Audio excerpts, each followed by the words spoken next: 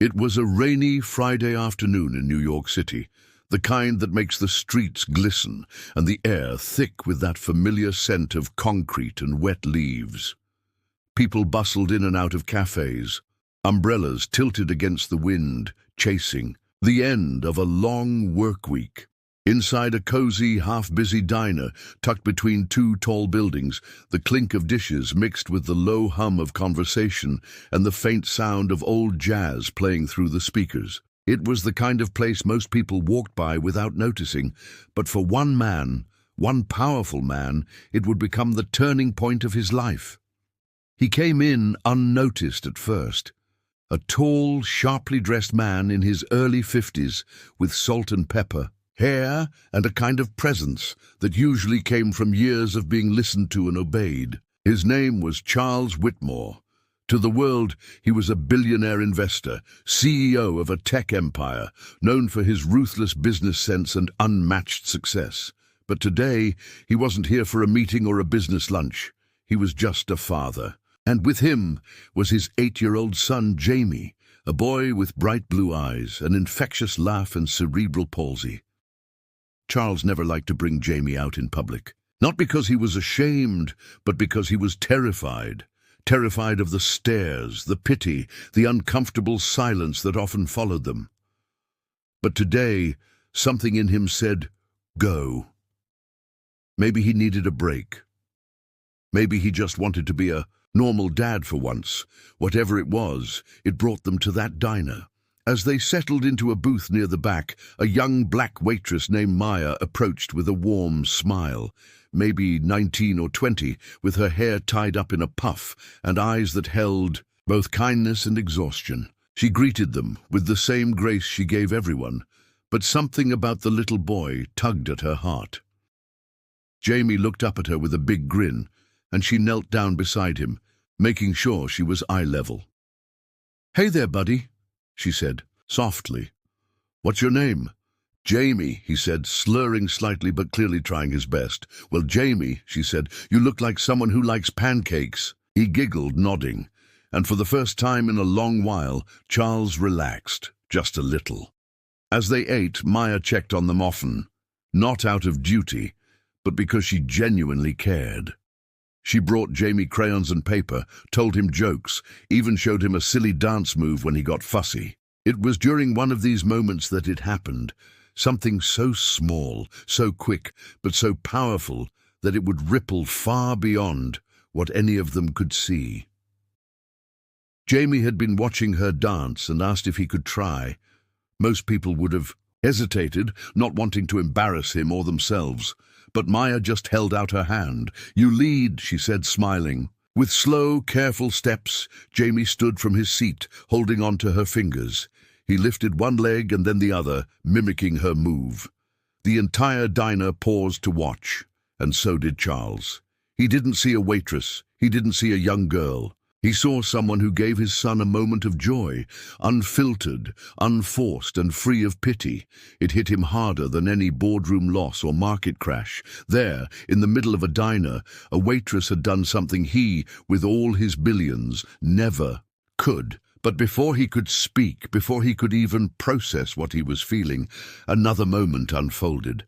One that would push this quiet afternoon into something extraordinary. At a booth not far from theirs, a young black teen had stood up to offer his seat to a tired, heavily pregnant white woman who'd just entered, clearly struggling to find a place to rest. She hesitated at first, surprised by the gesture, but the kindness in his eyes was too real to ignore. She sat down slowly, gave him a quiet thank you, and clutched her belly with both hands. They didn't speak more than a few words, but something passed between them. A look, a pause, and just as he turned to leave, she slipped something into his hand, a folded piece of paper.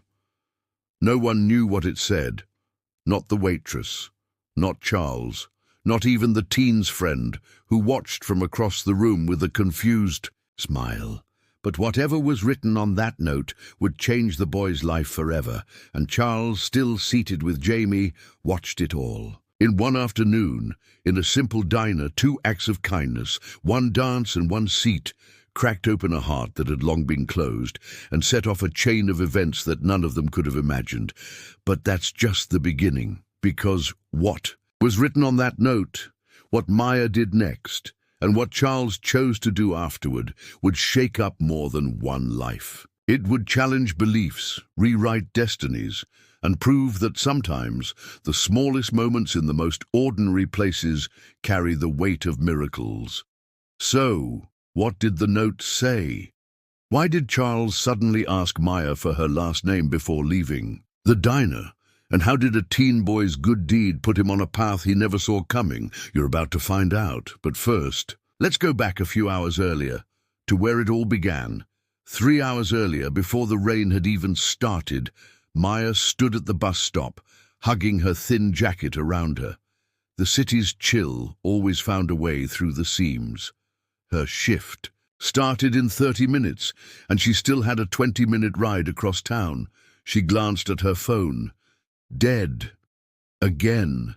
Rent was coming up, and between helping her mum with hospital bills and covering her younger brother's school lunches, replacing a broken charger wasn't at the top of her list. She took a deep breath. It wasn't the first time she had to hustle through a day running on caffeine, faith, and a little music in her head. Maya had dreams, big ones. She wanted to dance, not just for fun, but on a real stage. But between shifts at the diner, studying, part-time and looking after her family, those dreams felt more like decorations she kept packed away in a closet. Still, at the diner, she was a light. Everyone loved her energy. Regulars asked for her by name. She learned to find joy in small things, making a toddler laugh, getting an old man to smile, spinning around in her sneakers just to entertain a grumpy table. That's why when she saw Jamie with his big eyes and tiny braces, something in her clicked. Back at the diner, just before Charles and Jamie had arrived, Maya had been wiping down a booth when her manager, Tony, handed her a note. "New guy's out sick again," he grumbled. "You'll have to cover his section." Maya didn't complain. She just nodded and got to work. That's how she ended up at the table where a billionaire and his disabled son would walk in. She didn't know who they were.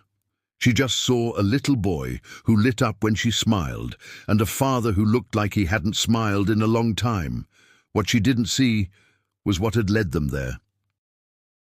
Earlier that morning, Charles Whitmore sat alone in his glass-walled office high above the city. On the surface, it was a good day. One of his companies had just secured a multi-million-dollar deal. Stocks were up. His team was celebrating. But Charles felt none of it. His assistant had reminded him that it was Jamie's school's family day. He'd forgotten again. Charles had always believed that if he could provide the best care, the best therapists, the best equipment, then he was doing his job as a father. But somewhere along the line, he'd started missing the point. Jamie didn't need more machines. He needed moments, laughter, presence, and Charles had been absent, physically present but emotionally missing in action. So he left the office. No driver, no entourage, just him and Jamie. They walked, slowly, through the city streets. Jamie loved the sound of buses and the blinking lights at crosswalks. Charles let his son choose where they went. That's how they found the diner. It was random, unplanned, and maybe that's why it mattered so much. Now, across the room, the teenager who'd given up his seat sat with his friend near the window. His name was Deshawn. 17, smart, and sharper than most adults gave him credit for.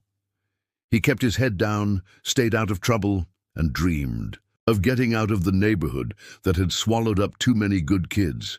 His friend Malik was more the loud, fast-talking type, always cracking jokes and teasing Deshawn about being too nice. But Deshawn didn't care about looking tough. When he saw the pregnant woman walk in, clearly uncomfortable, holding her back and looking around for a seat, something inside him told him to stand up. It wasn't a big deal to him. Just what his grandmother had taught him. always respect. People, baby, especially women carrying life. He handed over the seat without a word. The woman looked at him, surprised. She was in her mid-30s, wearing an oversized sweater, rain dripping from her coat. She seemed overwhelmed, maybe even scared. She sat down slowly, looking like she hadn't rested in days. And then she looked up at him again. Something in his face must have hit her, maybe the honesty, the calm. She reached into her purse, pulled out a small folded piece of paper, scribbled something down, and pressed it into his hand. "Open it later," she said, her voice low. Then she smiled and turned her attention to the glass of water Maya had just brought her. Deshawn stood there for a moment, confused. He didn't even open it, just slipped it into his jacket and sat back down with Malik, who was too busy laughing at something on his phone to notice. Meanwhile, Charles couldn't take his eyes off Maya. He'd seen 1,000 people interact with his son, teachers, doctors, caretakers, but none like this. She treated Jamie like a regular kid.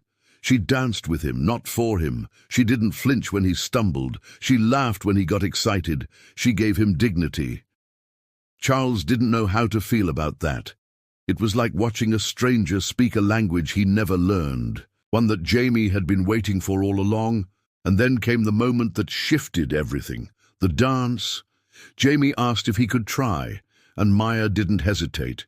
She simply said, "You lead." Those 2 words. They stuck with Charles. They felt heavier than they should have. You lead. He watched his son stand up, one shaky step at a time, and follow Maya's movement. It was awkward, clumsy, and beautiful. The whole diner turned to look. A hush fell over the room. Some people smiled.